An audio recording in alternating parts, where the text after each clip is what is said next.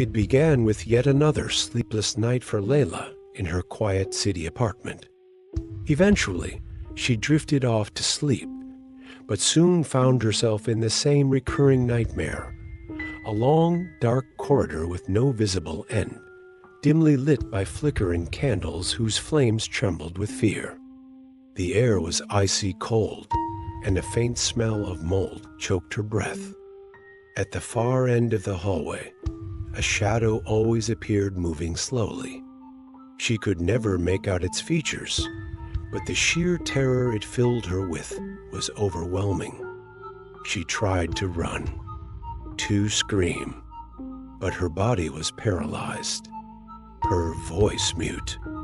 The shadow crept closer, step by step, and just as its cold presence brushed against her skin, Laila would jolt awake drenched in sweat, her heart pounding violently. The nightmare began to bleed into her daily life. Laila felt exhausted, constantly tense. She became irritable, on edge. She started seeing flashes of that same shadow in the corners of her eyes during the day.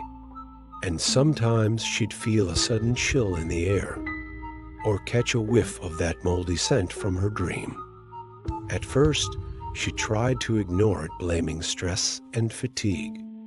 But the repetition of these events made her question her sanity. She began documenting her dreams in detail, searching for patterns or meanings. Laila dived into books on psychology and dreams. She even consulted a close friend, hoping for some insight. She recalled going through a period of intense anxiety months ago due to work pressure, and wondered could the nightmares be linked to that? She tried relaxation techniques, breathing exercises, meditation, but the nightmare kept coming back, each time more vivid, more threatening. In one particular dream, the shadow came closer than ever. This time, she noticed horrifying details: long, thin limbs, and maybe a faint red glow where eyes should be.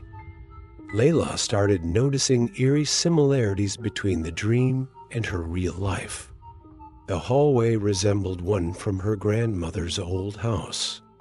The moldy smell reminded her of an abandoned building she once visited as a child. It began to feel like the dream wasn't random, but somehow tied to her past or even her present.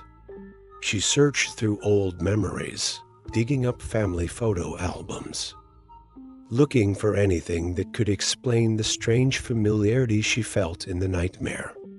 Then, one night, the dream changed. She wasn't in the hallway anymore. She was in an old, dusty room. There, the shadow stood before an ancient mirror, and for the first time, Laila saw its faint reflection. Not just a formless shadow, but a twisted figure, a distorted person, maybe not human at all. It tried to communicate with her, reaching out with a slow hand or gently tilting its head. Laila awoke with a fear unlike anything she had ever felt. But this time, she was convinced the nightmare was trying to tell her something. Driven by urgency, Laila searched deeper. She spoke with her mother, asking about their family's past. Her mother mentioned a strange man who once lived in their old neighborhood, someone people feared, avoided. She described him in unsettling detail. Details that matched the figure from Laila's dreams. The next night, Laila returned to the dream, but this time, fully aware. She didn't run.